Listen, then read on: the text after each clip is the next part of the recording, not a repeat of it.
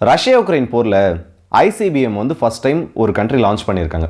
இந்த ICBM launch பண்ணதுக்கு, கண்டம் விட்டு கண்டம் பாயக்கூடிய ஏவுகணையை லான்ச் பண்ணதுக்கு உலகத்திலிருந்து ரொம்பவே வந்து நிறைய ரெஸ்பான்ஸ் கிடைக்க ஆரம்பிச்சிருக்கு.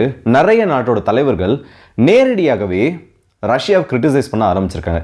நீங்கள் வந்து உக்ரைனை பயமுறுத்திட்டு இருக்கீங்க, உக்ரைன் போரில் வந்து உங்களோட கோல்ஸை மீட் பண்ணுறதுக்காக நீங்கள் எந்த எல்லைக்கும் போக தயாராகிட்டு இருக்கீங்கன்னு சொல்லிட்டு நேரடியாகவே பல கிரிட்டிசிசம் அமெரிக்காவோட சில தலைவர்களே, முன்னாள் கவர்மெண்ட் அதிகாரிகளாக இருக்கட்டும், இல்லை இப்போ இருக்கிறவங்களா இருக்கட்டும், ரஷ்யா மேலே ஓப்பனான ஒரு கிரிட்டிசைசம் வைக்க ஆரம்பிச்சிருக்காங்க. இப்போ இதுக்கு நடுவில் என்ன இருக்குன்னா, கர்ஸ்க் ரீஜன் இருக்குல்ல, இப்போ இந்த பிரச்சனை இந்த அளவுக்கு பெருசாக வர்றதுக்கு காரணம் கர்ஸ்க் பகுதி தான். அதில் ஒரே நாளில் ரஷ்யாவோட ட்ரோன்கள் கிட்ட மட்டும் 140 நபர்கள் வரைக்கும் ரஷ்யாவோட ட்ரோன்களுக்கு முன்னாடி பல்வேறு இடங்களில் சரணடைஞ்சிருக்காங்க. மேக்சிமம் 400 நபர்கள் வரைக்கும் எங்களால் இதுக்கப்புறம் சண்டை போட முடியாது, உக்ரைன் கிட்ட இருந்து எங்களுக்கு தேவையான லாஜிஸ்டிக் சப்ளைஸ் வரல, எங்களால் இதுக்கப்புறம் இந்த இடத்துல உக்ரைனுக்காக எங்களால் சாக முடியாதுன்னு 400 நபர்கள் வரைக்கும் ஒரே நாளில் ரஷ்யா கிட்ட சரணடைஞ்சிருக்காங்க. பத்தாத குறைக்கு திரும்பவும் 2 ஸ்டார்ம் ஷேடோ க்ரூஸ் மிசைல், 7 ஹைமார்ஸோட ஏவுகணைகள், இன்னும் 2 ATACMS ரஷ்யாவுக்குள்ள வச்சு இன்டர்செப்ட் பண்ணியிருக்கிறதா ரஷ்யாவோட மினிஸ்ட்ரி ஆஃப் டிஃபென்ஸ் ஒரு தகவலை சொல்லியிருக்காங்க. ஸோ பல ட்விஸ்ட் அண்ட் டர்ன்ஸ்ன்றது கடந்த ஒரு 12 மணி நேரத்தில் இந்த ரஷ்யா உக்ரைன் போரில் நடந்திருக்கு. இது எல்லாத்தையும் இந்த பதிவில் நம்ம பார்த்துடலாம். ஸோ வாங்க வீடியோக்குள்ள போயிடலாம். நான் உங்கள் எல்லாருக்கும் இது தமிழ் புக்ஷன் டிபி ட்ரெண்டிங்ஸ்.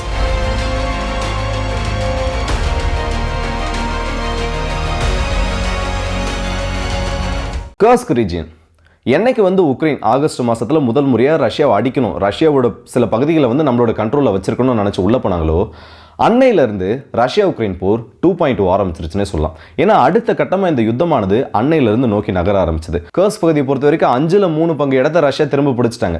ஆனால் இருந்தாலும் உக்ரைனால் வந்து அதை இன்னும் பெருசாக எதுவும் பண்ண முடியல. அவங்களோட வெஸ்டர்ன் பார்ட்னர்ஸோட இன்ட்ரெஸ்டையும் தாண்டி ஏற்கனவே பல நாடுகள் வந்து அவங்களோட அதிருப்தியை தெரிவிச்சிட்டாங்க. நீங்கள் ரஷ்யாக்குள்ளே இருக்காதீங்க, வெளியில் வந்துருங்க, அதனால் வந்து ஒரே ஒரு % கூட உக்ரைனுக்கு யூஸ் கிடையாது, நீங்கள் எப்படியாச்சும் வெளியில் வந்துருங்கன்னு எவ்வளோ தடவை சொல்லிட்டாங்க. ஆனால் உக்ரைனால் அந்த மான பிரச்சனை தான்.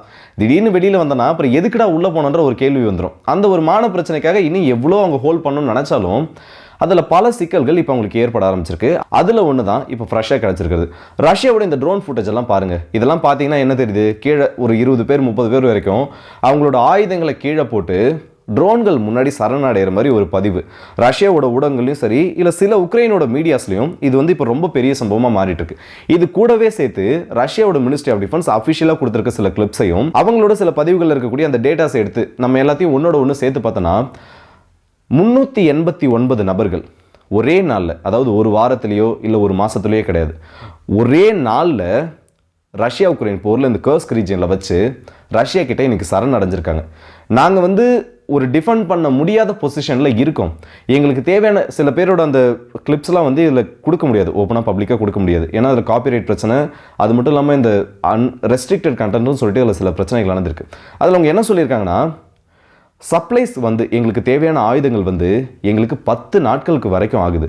இந்த 10 நாட்களில் எங்ககிட்ட இருக்கக்கூடிய ரிசர்வ் ஃபோர்ஸஸை வச்சோம், ரிசர்வ் வெப்பன்ஸை வச்சும் மட்டும்தான் நாங்கள் இவ்வளோ நாள் கர்ஸில் சண்டை போட்டுட்ருக்கோம்.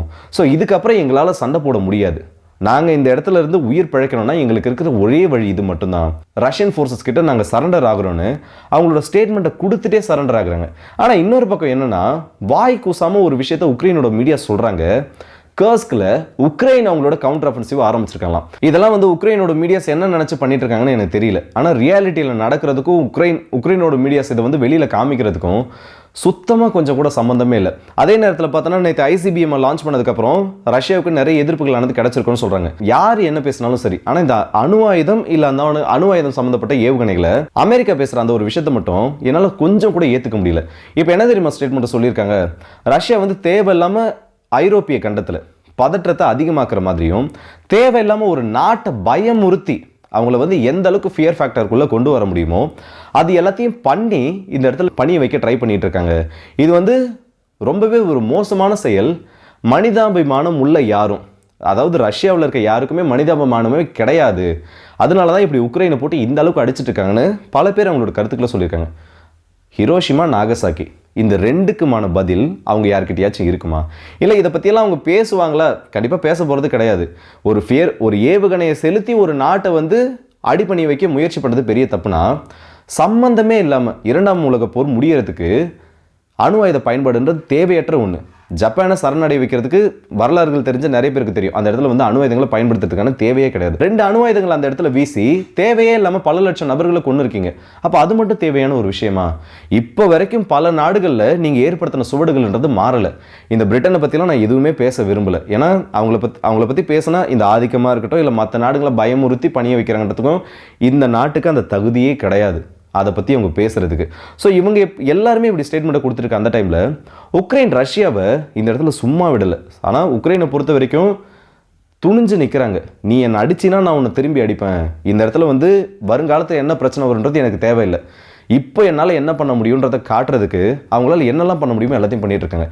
நேற்று ஒரு நைட்டில் மட்டும் 17 இடங்களில் ரஷ்யாக்குள்ளே ஸ்ட்ரைக் பண்ண ட்ரை பண்ணியிருக்காங்க. 80 ட்ரோன்ஸ், 1 இல்லை 2 இல்லை, மாஸ்கோ ரீஜியனை தவிர்த்து ஒட்டுமொத்தமாக பார்டர் ஏரியாஸில் ஷார்ட் ரேஞ்ச் இருக்கக்கூடிய ட்ரோன்ஸ் எல்லாமே வந்து கார்கிவ் பகுதிகளில் இருந்தால் லான்ச் பண்ணப்பட்டதுக்காக சொல்லியிருக்காங்க. 80 ட்ரோன்ஸ், 7க்கும் அதிகமான ஹைமாஸ் மிசைல், கூடவே சில ஆர்மி டாக்டிக்கல் மிசைல் சிஸ்டம், அமெரிக்காவோட ATCMS, Britain made Storm Shadow, இது எல்லாத்தையும் ரஷ்யாக்குள்ளே ஃபயர் பண்ணியிருக்காங்க. இதை வந்து ரஷ்யா இன்டர்செப்ட் பண்ணிட்டோம்னு சொல்லியிருக்காங்க. ஆனால் உக்ரைனை பொறுத்த வரைக்கும் அந்த மாதிரி நாங்கள் ஃபயர் பண்ணோன்றத இன்னும் அவங்க எதுலையுமே தெளிவாக சொல்லலை. ஏதோ ஒரு சம்பவத்தை பண்ணியிருக்காங்க, அது ரஷ்யா வந்து டிஃபெண்ட் பண்ணியிருக்காங்க. ஆனால் அஃபிஷியலாக உக்ரைன் இதை வந்து இன்னும் ரெக்கக்னைஸ் பண்ணலை. ஏன்னா அப்படி பண்ணாங்கன்னா அதில் நிறைய கான்சிக்வன்சஸ் இருக்குன்றதுனால உக்ரைன் இந்த ஒரு சம்பவத்தை பண்ணாமல் விட்டுட்டாங்க. இதை பொறுத்த வரைக்கும் இப்போ ரஷ்யாக்குள்ளே தொடர்ந்து இதேமாரி அடிச்சுட்டு இருக்கிறது இந்த எஸ்கலேஷன்ன்றதை இன்னும் அடுத்த கட்டத்தை நோக்கி நகர வைக்கிறதே தவிர இந்த ரஷ்யா உக்ரைன் போர் சுமூகமாக முடியறதுக்கான ஒரு வாய்ப்பை இந்த இடத்துல அது ஏற்படுத்தி தராதுன்னே சொல்லலாம். இன்னும் தெளிவாக சொல்லணும்னு வைங்க, ஜனவரி மாதம் உக்ரைனுக்கு வந்து ஒரு டெட்லைன்னு சொல்லலாம். அதுக்குள்ளே வந்து எந்த அளவுக்கு அவங்களுக்கு ஏற்படக்கூடிய டேமேஜஸை மினிமல் பண்ணுறாங்களோ அந்த அளவுக்கு சீக்கிரமாக அந்த நாட்டை வந்து ஓரளவுக்கு மீட்டு கொண்டு வர முடியும். இல்லை நான் வந்து இப்போ நிற்கிற மாதிரி இதை தான் நான் பண்ணிகிட்டு இருப்பேன், இல்லை இன்னும் வந்து ரஷ்யாவை வந்து உக்ரைன் அடிக்கிறது தப்பு கிடையாது. இப்போ உக்ரைனை ரஷ்யா அடிச்சிட்டு இருக்காங்கன்னா உக்ரைனை டிஃபெண்ட் பண்ணுறதுக்கு அவங்க என்ன பண்ணுறதுக்கு அவங்களுக்கு உரிமை இருக்குது.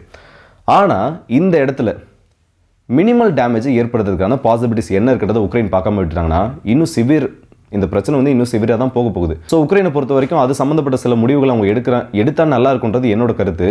பல பேரும் இதை தான் சொல்லிட்டு இருக்காங்க. ஆனால் உக்ரைன் அது எதையும் கேட்குற மாதிரி இல்லை. இதுக்கு நடுவில் என்ன இருக்குன்னா, இன்டர்நேஷனல் கிரிமினல் கோர்ட் ICC இஸ்ரேலோட பிரைம் மினிஸ்டரை ஒரு வார் கிரிமினலாக அனௌன்ஸ் பண்ணது மட்டும் இல்லாமல் அவருக்கான அந்த ஒரு பிடி வாரண்ட்டையும் கொடுத்துருக்காங்க. இது வந்து நிறைய நபர்கள் வந்து இப்போ இதுக்கு வரவேற்பு தெரிவித்து இது வந்து ரொம்ப ஒரு பெரிய விஷயமா பேசினாலும் ரியாலிட்டியில் இது வந்து அவ்வளோ பெரிய இம்பேக்டை ஏற்படுத்தாது. ஆல்ரெடி புதினுக்கு அரெஸ்ட் வாரண்ட் இருக்குது.